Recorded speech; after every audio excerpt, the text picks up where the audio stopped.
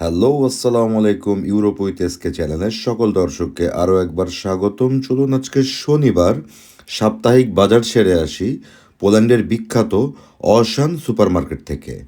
Are you ready for it? সমগ্র Poland জুড়ে ১০২টি ocean supermarket বা হাইপার মার্কেটের আউটলেট থাকলেও আজকে আমি যাচ্ছি আমার বাসা থেকে, অর্থাৎ ক্র্যাকোভ শহরে অবস্থিত সেরেনাডা শপিং কমপ্লেক্সের পাশের অশান সুপারমার্কেট বা হাইপার মার্কেটে। আমার বাসা থেকে মাত্র ৫ মিনিটের ড্রাইভিং দূরত্ব। তো পৌঁছে গেলাম আমরা।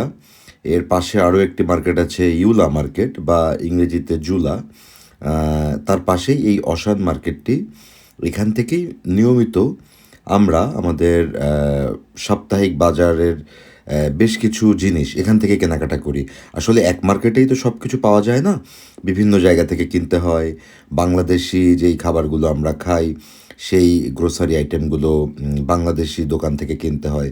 তো সচরাচর টুকিটাকি সংসারের জিনিসপত্র আমরা এই অশান সুপার মার্কেট থেকে কেনাকাটা করি। এই অশান ব্র্যান্ডটি কিন্তু মূলত ফ্রান্সের একটি ব্র্যান্ড, এবং এই অশান প্রথম প্রতিষ্ঠিত হয়েছিল ১৯৬১ সালে। সে অনেক গল্প, অনেক ইতিহাস, করা যাবে ক্ষণ। তো এখনই গাড়িটি পার্কিং করে নিলাম।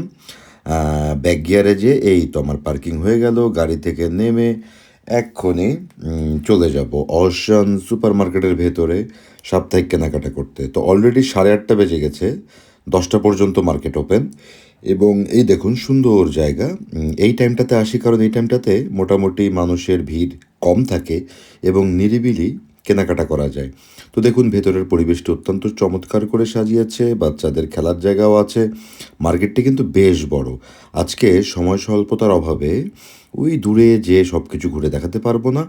এখানে অন্যান্য দোকানও আছে, বাট মূলত এটি তৈরি হয়েছে অশান। এই যে দেখুন ব্র্যান্ডটি আমি ২ জুয়োতির একটি কয়েন এই শপিং ট্রলির মধ্যে দিলাম এবং এটিকে আমি ভাড়া নিলাম যতক্ষণ আমি কেনাকাটা করব।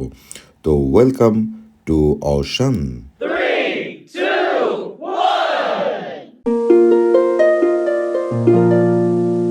তো চলুন ডিম থেকেই শুরু করা যাক। ডিম দিয়েই শুরু করি, কারণ ডিম অত্যন্ত আবশ্যক একটি খাদ্যদ্রব্য আমাদের জন্য। তো প্রাইস মোটামুটি ঠিক আছে, আমি নিয়ে নিলাম ২০ পিস ডিম। আর এই ডিম থেকে মনে পড়লো অশানের ইতিহাস। চলুন শুনে আসি।